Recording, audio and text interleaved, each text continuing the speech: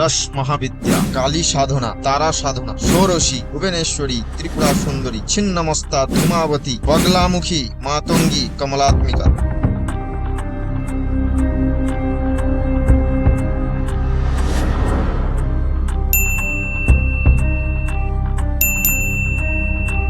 এই সকল 10 মহাবিদ্যার মধ্যে কালী সাধনা নিয়ে আগের ভিডিওতে আলোচনা করা হয়েছে। আজকে আমরা তারা সাধনার বিষয়টি নিয়ে আলোচনা করব। আসুন তবে সময় নষ্ট না করে শুরু করা যাক। প্রত্যালীঢ় পদার্পিতাং গ্রীসব হৃদি শ্যাম বর্ণাং ত্রিনয়নাং তিভুজাং করপঙ্কজে দধনাং বহুবর্ণাভি বহুরূপাভিরাবৃতাম শক্তিভিঃ সর্বদনাং सरमुक्तिक भूषणम रत्नपादु कयार्नस्त पदाम्बुज जुगांसरे खरगेंदी बरकर्ति खर पर भुजा हुंकरो वियुद्भवा खरबा नीलो विशाल पिंगल जटाजूपेक नागैर्जुता जड्यानस्तो कपलं त्रिजगतं हंत उग्र ताराश्वयम। এইভাবে দেবীর ধ্যান করে কালী পূজার ন্যায় সম্পূর্ণ বিধি অবলম্বন করবে। ন্যাস আদি স্মরণন্যাস আদি সব একই প্রকার হবে। পূজার মন্ত্রে কালীর জায়গায় তারা মায়ের নাম উচ্চারণ হবে। যেই মন্ত্রের দ্বারা আপনি জপ করলে সিদ্ধ লাভ করবেন সেই মন্ত্রটি হলো ওং ওং হিলিং ক্রিং হুং ফট। এই মন্ত্র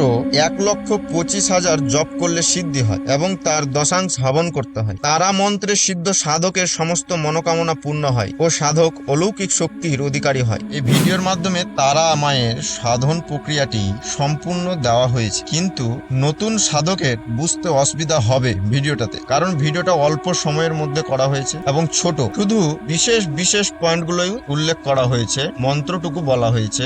বাকি সম্পূর্ণ পূজা বিধি প্রণালী কি করে করতে হবে প্রথম থেকে একদম শেষ অবধি, সেটা যদি কারো লাগে কমেন্টে অবশ্যই জানাবেন, তাহলে পরবর্তী ভিডিওতে ভিডিওগুলো একটু বড় হবে, কিন্তু প্রথম থেকে পুজোয় বসার আগে থেকে শেষ করে উঠা পর্যন্ত সম্পূর্ণ প্রণালী এবং হস্ত মুদ্রা প্রভৃতি ছোট ছোট বিষয়কে নিয়ে আলোচনার মাধ্যমে ভিডিও প্রস্তুত করা হবে। পরবর্তী ভিডিওতে আমরা ষোড়শী সাধনার ব্যাপারে আলোচনা করব।